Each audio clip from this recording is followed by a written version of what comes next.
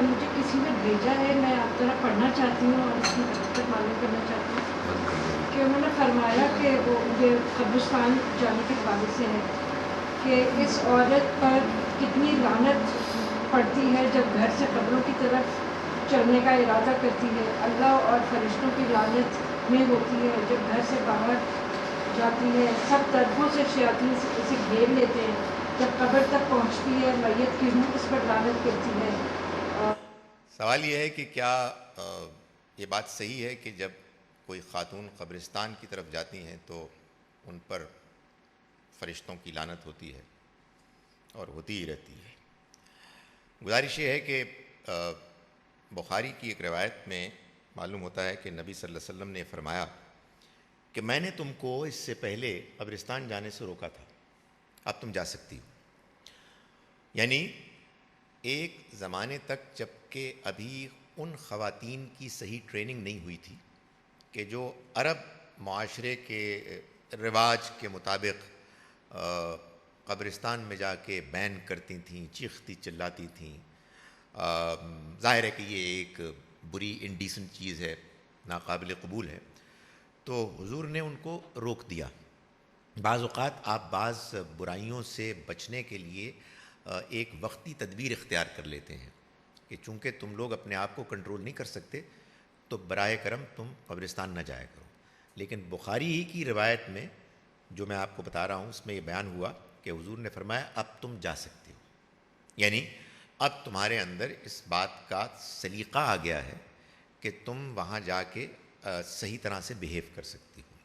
تو جب نبی صلی اللہ علیہ وسلم کی اجازت موجود ہے اور یہ بات معلوم ہے کہ قبرستان میں جانے کا مقصد یہ ہے کہ ہمیں موت یاد آئے اور چلیے وہاں جا کے ہم اپنے مرحومین کے لیے دعا کریں، تو یہ ضرورت جہاں مردوں کی ہے وہاں عورتوں کی بھی ہے. عورتوں کے وہاں جانے کے بارے میں اگر اتنی سختی ہے جتنی کہ بظاہر اس سٹیٹمنٹ میں بیان ہوئی ہے کہ ان پر لعنت ہوتی رہتی ہے، تو اتنے اہم حکم کو قرآن میں بیان ہونا چاہیے تھا.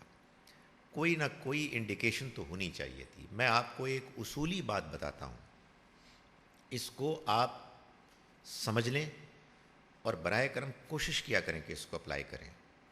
اللہ کا دین پوری ذمہ داری کے ساتھ پہلے دن سے پہلی نسل کو مکمل طور پر مل گیا تھا.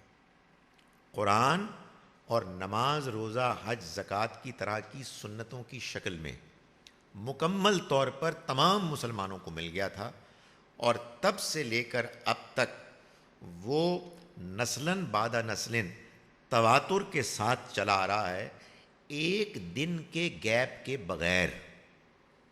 اس دین میں نہ کوئی اضافہ ہو سکتا ہے نہ کوئی کمی ہو سکتی ہے. البتہ صحابہ کرام میں سے بعض نے، سب نے نہیں، میجورٹی نے نہیں، بعض نے نبی صلی اللہ علیہ وسلم کی بعض وہ باتیں، ساری نہیں، بعض وہ باتیں کہ جو انہوں نے محسوس کی کہ جن کو آگے منتقل کرنا چاہیے، انہوں نے اپنی بعد کی نسل کے بعض لوگوں کو بتائیں اور انہوں نے پھر آگے بتائیں، اور یوں تیسری صدی ہجری میں جا کر ان باتوں کو بہت سے علماء نے، جن کو محدث کہتے ہیں، کتابیں ترتیب دے کے، چھان پھٹک کر کے، کریٹیکلی ایگزامن کر کے، اپنا اطمینان کر کے کتابوں میں لکھ دیا، اور امت میں اس کو شائع و ضائع ہونے کے لیے کا موقع مل گیا. یعنی وہ ڈسیمنیٹ ہو گئیں، لوگوں تک پہنچ گئیں. ان درمیان کی پہلی 2 صدیوں میں یہ کتابیں موجود ہی نہیں تھیں. وہ باتیں سوائے چند لوگوں کے، کہیے 5% یا 10%، کسی کو معلوم ہی نہیں تھیں.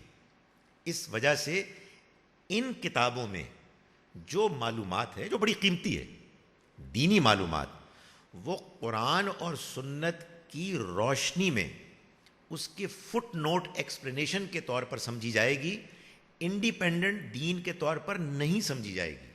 اگر آپ اس کو انڈیپینڈنٹ دین کے طور پہ سمجھیں گے تو اصل میں آپ یہ کہہ رہے ہیں کہ دین کا ایک حصہ تیسری صدی کے بعد مسلمانوں کے پاس آیا نبی صلی اللہ علیہ وسلم نے جو دین پوری امت کو دیا وہ اصل میں اس سے خالی تھا.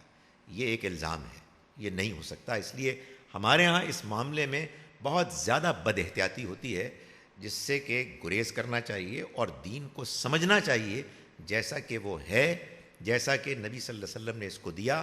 وہ میں پھر گزارش کرتا ہوں کہ اجماع، کمپلیٹ یونانیمٹی اور تواتر ان انٹرپٹیڈ کنٹینیوٹی کے ساتھ تب سے لے کر اب تک ہمارے پاس چلا آ رہا ہے.